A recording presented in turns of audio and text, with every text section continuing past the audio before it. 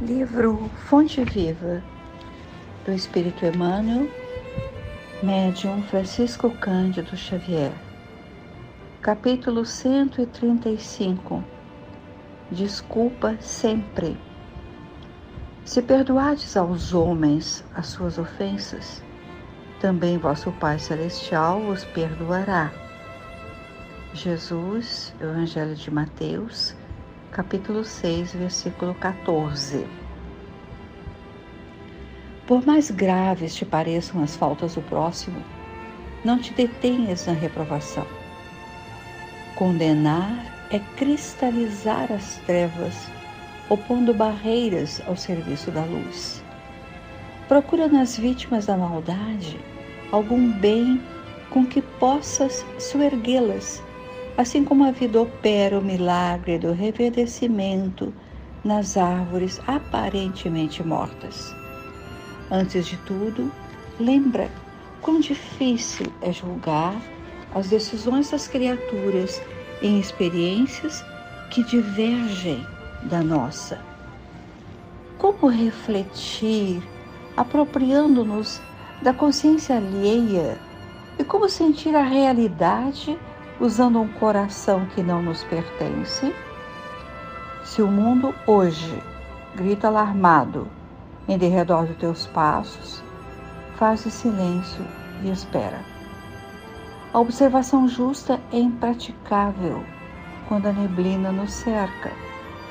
Amanhã, quando o equilíbrio for restaurado, conseguirás suficiente clareza para que a sombra te não altere o entendimento. Além disso, nos problemas de crítica, não te suponhas isento dela. Através da nociva complacência contigo mesmo, não percebes quantas vezes te mostras menos simpático aos semelhantes. Se há quem nos ame as qualidades louváveis, há quem nos destaque as cicatrizes e os defeitos. Se há quem ajude, exaltando-nos o porvir luminoso, há quem nos perturbe, constrangendo-nos à revisão do passado escuro.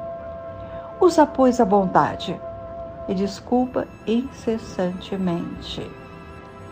Ensina-nos a boa nova que o amor cobre a multidão dos pecados.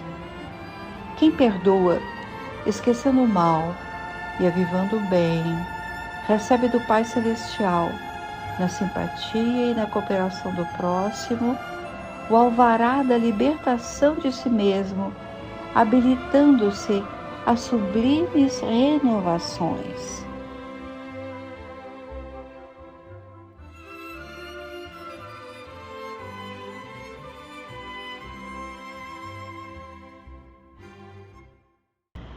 Vamos aos nossos comentários, os comentários possíveis. Eu procurei primeiramente em qual contexto, em qual situação Jesus disse essas palavras. Ou, talvez melhor dizendo, quando Jesus assim falou aos discípulos. Como Mateus interpretou o dizer para escrever em seu evangelho. E ainda, como foram as diversas traduções que conhecemos? Muitas perguntas, não é? Por que pensar em tradução? Por que tentar entender em qual ocasião, contexto em que Jesus falou? Bem, porque hoje, em estudos que fazemos com Allan Kardec, sabemos que Deus não perdoa. Essa expressão, Deus não perdoa. Ele, e dizemos assim, Ele, por não sabermos como falar do nosso Criador. Às vezes dizemos, como do versículo, Pai Celestial. Ele criou leis que regem a todo mecanismo, imenso mecanismo cósmico. Um mecanismo que não entendemos. Mas são leis que regem as nossas ações, os nossos pensamentos. Não correspondendo às leis sábias, nós nos desarmonizamos e vamos caindo e levantando, aprendendo, evoluindo. Como é que o Criador usaria de perdão com suas criaturas? Significa que a criatura não teria mais dificuldades, eu não teria consequências de seus atos inferiores? Porque foi perdoado? E, e aqueles a quem eventualmente perdoamos? Também não teriam mais necessidade de aprender a não repetir o erro, porque foram perdoados por nós? Bem, já conhecemos, já sabemos a lógica da ação e reação.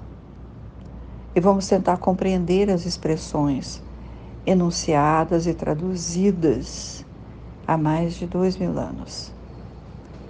A epígrafe que Emmanuel nos traz encontra-se depois do pedido dos apóstolos, um pedido que nós conhecemos.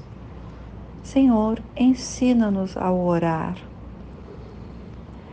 Os evangelistas relatam, em outro momento, relatam assim: o mestre retirou-se sozinho ao monte para orar. Lucas aproveita uma dessas situações, dizendo que, após ter Jesus orado em certo lugar, os discípulos dele se aproximaram, pedindo-lhe que lhes ensinasse a orar. Esse pedido dos discípulos esclarece que Jesus orava sempre retirado e só, tanto que eles não sabiam como fazer suas preces e seguiam os ritos ostensivos que o Sinédrio pedia. Pastorino faz um longo estudo sobre o Pai Nosso, estudando cada verso, e escreve que nessa prece Jesus criou admirável síntese das fórmulas empregadas nas preces judaicas, dando ele, Jesus, sentidos espirituais profundos a cada versículo. Achei interessante a análise de Pastorino. Seguindo um pouco a anterior reflexão, Jesus nascera e se filiara à religião mosaica, nela vivendo e morrendo, sem jamais ter tido a menor ideia de fundar nova religião. Portanto, o Pai Nosso é uma prece totalmente israelita, repetindo fielmente a piedade judaica. Assim é que Pastorino começa o estudo dele sobre os versos do Pai Nosso. Eu penso que, fazendo um parênteses, caberia pensar no texto essa frasezinha: jamais ter tido a menor ideia de fundar nova religião. Como Allan Kardec, o codificador, referia-se à doutrina, falando em filosofia, em ciência, e a religião não como a entendemos e entendiam, com rituais, com sacramentos e demais ostensivos comportamentos que conhecemos. Mateus, Marcos e Lucas transcrevem a oração de Jesus com poucas diferenças em seus evangelhos. Em Mateus, que o escutou, é que encontramos a descrição mais extensa do momento da oração. A oração é mais completa e é após o final da oração, é que ele liberta-nos do mal, do Pai Nosso, que Mateus escreve a epígrafe que temos. E no versículo 15, Mateus praticamente repete o versículo 14 da epígrafe. E no versículo 15 escreve assim: Mas se não perdoardes aos homens as suas ofensas, tampouco vosso Pai Celestial perdoará vossas ofensas. Já fizemos comentários no início da nossa conversa acerca desse versículo. E para finalizar essa parte dos comentários, vamos ouvir novamente Pastorino. Pedimos o perdão, o resgate dos débitos contraídos em todos os campos, pelos desejos que nos causam dores. Mas, se a condição indispensável para a nossa libertação é não termos outros devedores presos a nós, pela nossa exigência de pagamento, eu sempre penso assim, quero que ele pague. E a gente, com esse sentimento quase de vingança, ainda chamamos de justiça, não é? E continuando, quando tivermos libertado, é que Pastorino usa essa palavra, quando tivermos libertado, perdoado todos aqueles que nos devem por qualquer motivo, então poderemos pedir que o Pai também nos liberte de nossos próprios erros do passado. E para nossa compreensão, e repetindo, nos liberte através do resgate dos débitos contraídos. Emmanuel nos traz preciosas recomendações nesse texto, desculpa sempre. Não te detenhas na reprovação. Explica que, assim, não nos detendo, ou nos detendo, que nos cristalizamos nas trevas, opondo barreiras ao serviço da luz. A gente nem percebe que pensa e repensa em nossa mágoa com a ofensa do outro. Não nos permitimos sair do círculo vicioso dos pensamentos. Ficamos bem em volta. E isso são barreiras impedindo que a luz daqueles que nos acompanham da espiritualidade, que a luz que eles jorram sobre nós, nos alcance.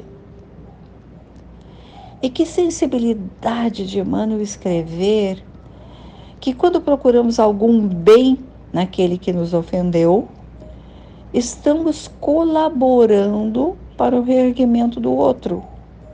E diz, assim como a vida opera o milagre do reverdecimento nas árvores aparentemente mortas, nós ainda podemos reverdecer. Como julgar as decisões do outro? Quais experiências o conduziram ao erro, segundo o nosso julgamento, ou segundo a nossa realidade, nós acusamos. Nessas situações de desencontro com o outro, faze silêncio e espera, diz Emmanuel. Não temos ainda condições de bem julgar, de bem entender, porque a neblina da ignorância ainda nos cerca. Jesus não criticou o erro daqueles que a ele recorriam, como até hoje não exerce crítica sobre nós. O que ele faz? Esclarece-nos através do Evangelho e espera que esqueçamos o mal, avivando o bem.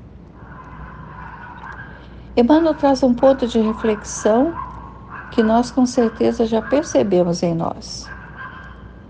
Quando amamos o ente querido, Só vemos as qualidades louváveis. Quando o outro nos é adverso, não simpatizamos com ele, só lhe enxergamos os defeitos. Até prejulgamos. Já imaginamos o que o outro fará em situações delicadas? Se o mestre, que é amor, compreende nossos equívocos ou nossos pecados, como está no texto, o que somos nós para condenar? Conquistemos o alvará de nossa libertação, diz Emmanuel, habilitando-nos a sublimes renovações.